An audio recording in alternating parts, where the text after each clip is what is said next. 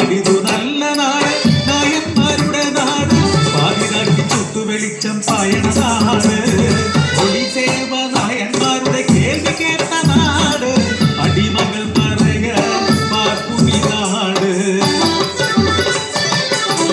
കല്യാമ്പൽ കണ്ണുള്ള കാത്തുകെട്ട്, ഉഷിരുള്ള മാരനുണ്ട് കോരിച്ചക്കൻ, വലിയ നായർ തറവാട്ടിൽ എളിയ സന്താനം, യേശുവിനാശയായി കാത്തുപെട്ടി.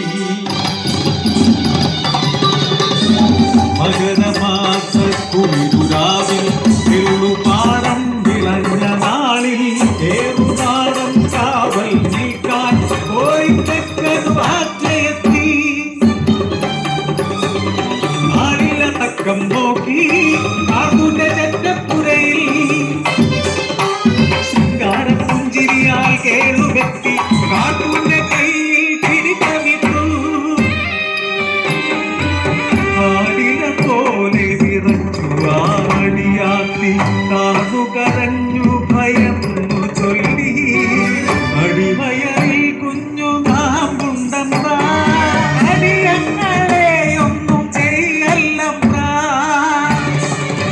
കടന്നു പിടിക്കാൻ കാർത്തു പെണ്ണിനെ അലറിക്കരച്ചിലായി കാത്തു. എല്ലുപാടത്തെ കലർച്ചയെത്തി കോരിയും നാട്ടാരും പാടി വന്നു.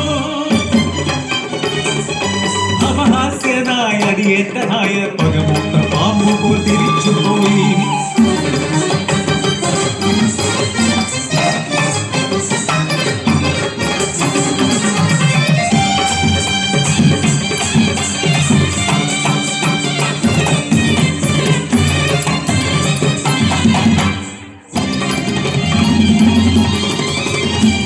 മാസം കഴിഞ്ഞുപോയി നാടാകെ കൊടും വരൾച്ചയായി. ഉഷ്ണക്കാറ്റേറ്റു കതിരെല്ലാം കരിഞ്ഞു, നാടും നാട്ടാരും എത്തുതീരി.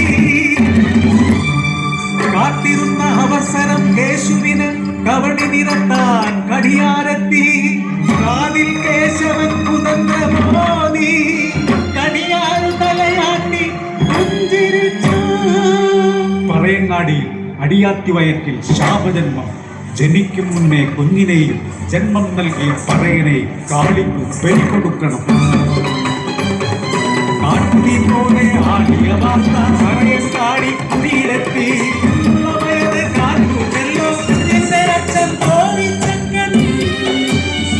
അടിവയർ കൊത്തി അലറിക്കരഞ്ഞു കേശുവിൻ പകയിലെ ബാക്കി പത്രം. കാളിത്തറച്ചോട്ടി